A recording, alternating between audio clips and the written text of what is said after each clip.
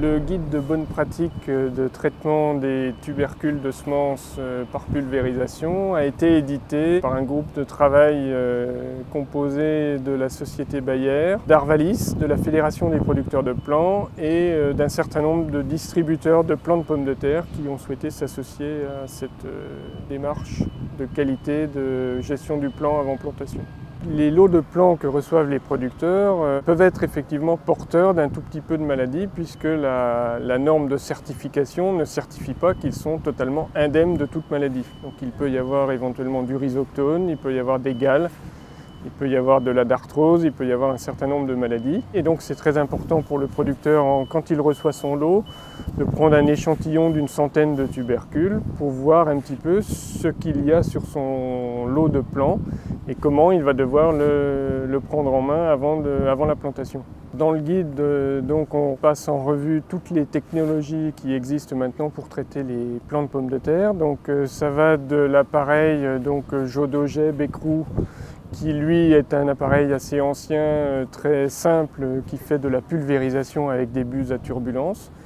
Donc là, le petit inconvénient, c'est que comme c'est de la pulvérisation, il ne peut pas passer des produits purs, donc on est obligé de mouiller un petit peu le lot de tubercules.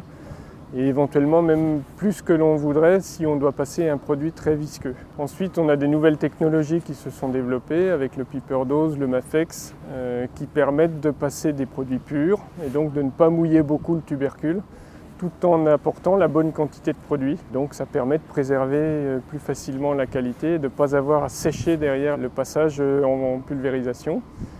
Un troisième appareil, Microstat, permet de faire un peu la même chose que Mafex et Piper Dose, mais avec une bouillie qui va être électrostatique et qui va être attirée par les tubercules. Un appareil qui est assez ancien, d'origine anglaise et qui est assez peu répandu à cause de son coût. Ensuite, on passe sur une autre technologie, donc une technologie d'enrobage qui s'est développée depuis quelques années, donc l'appareil appelé Oscar System. Là, on n'est plus sur de la pulvérisation, on est sur un tambour d'enrobage qui est recouvert de produits et dans lequel passent les tubercules et qui s'enrobent eux-mêmes de produits. L'inconvénient, c'est qu'il faut absolument bien sécher les tubercules en sortie du tambour pour éviter les dégâts de pourriture ou les phytotoxicités de produits. La dernière chose qui peut être faite aussi au moment de la plantation, là, c'est de traiter le sol.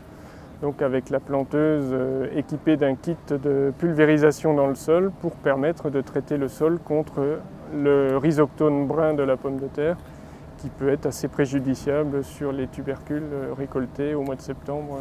L'investissement est totalement rentabilisé parce que surtout en production de consommation lavée, donc la pomme de terre maintenant est vendue lavée et fait apparaître tous les défauts, que ce soit rhizoctone ou gale. Donc là il y a un déclassement, donc un prix qui peut être divisé par 2 ou 3.